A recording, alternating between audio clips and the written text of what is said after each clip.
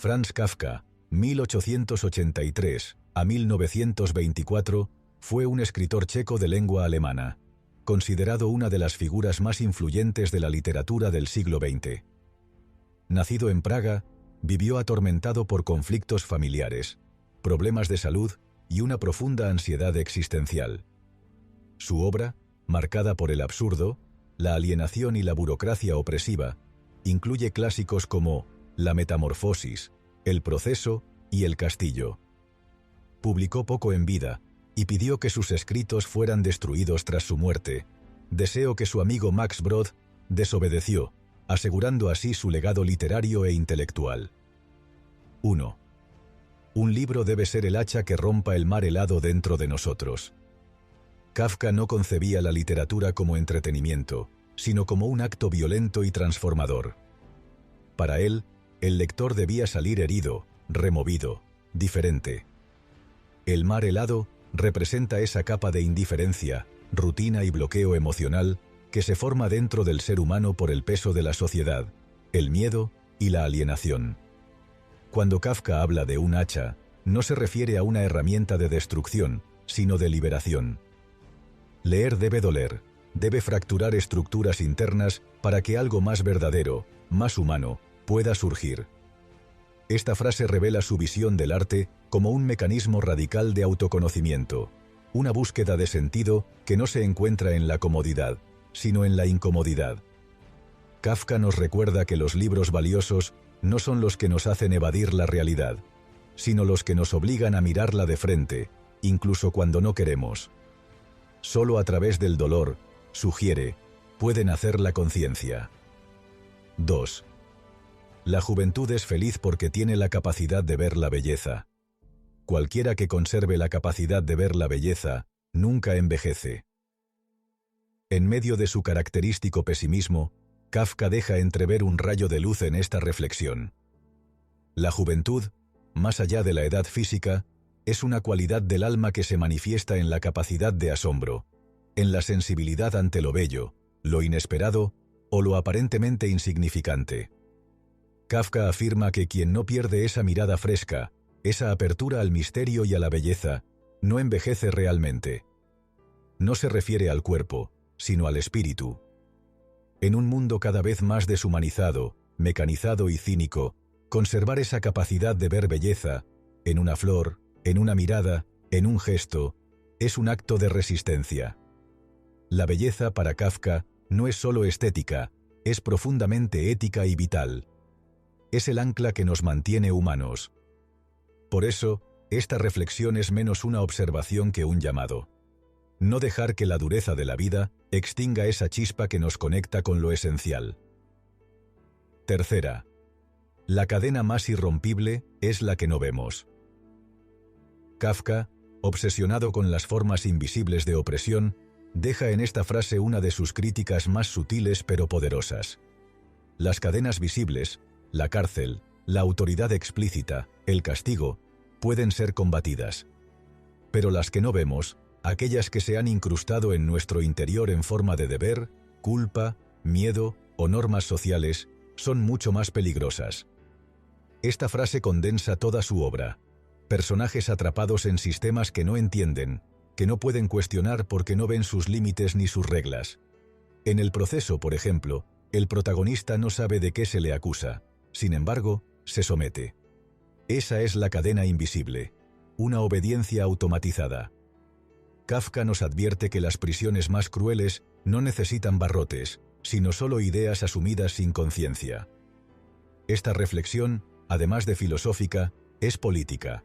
Nos invita a preguntarnos qué estructuras hemos interiorizado y nos impiden ser libres sin que siquiera lo notemos.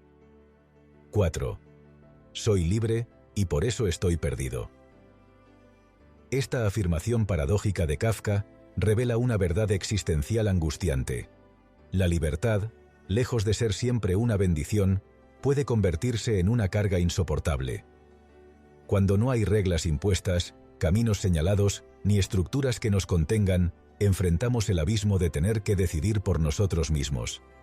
Esa libertad absoluta implica también una responsabilidad que paraliza. En su obra, Kafka presenta personajes que se sienten perdidos incluso dentro de sus propias decisiones, porque no tienen un punto de referencia claro. No se trata de falta de oportunidades, sino de un exceso de opciones que abruma. La pérdida, entonces, no es externa, sino interna. Kafka sugiere que, sin un sentido, sin una brújula moral o existencial, la libertad se convierte en un desierto. Este pensamiento es profundamente actual. En un mundo donde las posibilidades se multiplican, muchos se sienten más desorientados que nunca. La libertad, sin dirección, puede ser tan opresiva como la prisión. 5. No desesperes, ni siquiera por el hecho de que no desesperas. Kafka juega aquí con la paradoja de la conciencia. El pensamiento moderno tiende a sobreanalizar incluso sus emociones. Así, una persona puede angustiarse por no sentirse lo suficientemente angustiada, o deprimirse por no desesperar cuando debería. Esta reflexión apunta a esa trampa mental, donde el pensamiento se devora a sí mismo. Kafka advierte sobre los círculos viciosos del intelecto, donde la mente genera sufrimiento incluso en la ausencia de sufrimiento real. Pero también hay en esta frase una forma sutil de consuelo. No hay un deber de desesperarse. No hay una emoción correcta. En momentos de crisis, muchos sienten culpa por no sentirse como deberían sentirse. Kafka desmonta esa expectativa. Su propuesta no es optimista, pero sí compasiva. Permite sentir lo que se siente, sin juicios añadidos. La desesperación, o su ausencia, no es moralmente buena ni mala. Simplemente es. Y entender eso es quizás el primer paso hacia una forma auténtica de libertad interior. 6. El sentido de la vida es que se detiene. Kafka expresa aquí una de sus ideas más sombrías, pero también una de las más sinceras. La muerte no es un accidente al final del camino, sino el marco inevitable que da forma a la vida. En su visión, el hecho de que la existencia tenga un fin es precisamente lo que le otorga sentido. Esta frase puede parecer pesimista, pero también encierra una profunda verdad filosófica. Sin muerte, la vida sería un bucle infinito, sin urgencia ni propósito. Kafka, influenciado por el existencialismo y su propia visión del absurdo, no busca consolar. Nos enfrenta a lo inevitable. La muerte pone límites, y en esos límites surge el valor de cada elección. En su obra, los personajes muchas veces viven como si ya estuvieran muertos, atrapados, automatizados, sin conciencia del tiempo que se les escapa. Esta reflexión invita, desde su crudeza, a no vivir en piloto automático. Saber que todo se detiene, paradójicamente, puede despertarnos. 7. En la lucha entre uno mismo y el mundo, hay que estar de parte del mundo. Esta frase parece contradecir la tendencia individualista moderna, pero encierra una verdad amarga. A veces, resistirse al mundo, a su lógica, sus reglas, su absurdo, es inútil y desgastante. Kafka lo sabía bien. Sus protagonistas intentan pelear contra sistemas que no comprenden, instituciones sin rostro, juicios sin causa, castigos sin crimen, y siempre pierden. Estar de parte del mundo no significa rendirse, sino aceptar una realidad que no siempre tiene sentido. Es una forma de sobrevivir en un entorno hostil, sin anularse del todo. Kafka no promueve la conformidad, sino la lucidez. Entiende que pelear constantemente contra lo inmutable nos lleva a la extenuación. En cierto modo, sugiere una rendición estratégica. Al aceptar el absurdo, tal vez podamos movernos dentro de él con mayor libertad. Esta frase es una lección sobre los límites del idealismo puro y la necesidad de adaptarse para no ser aplastado. No es cobardía, es instinto de preservación. 8. La mentira se convierte en sistema universal cuando la verdad se vuelve inaudita. Kafka denuncia aquí el poder de los sistemas para distorsionar la realidad. Cuando la verdad se vuelve imposible de escuchar, por miedo, por ruido, por represión o por indiferencia, la mentira se normaliza, se institucionaliza, se convierte en ley. Ya no es una excepción, es el estándar.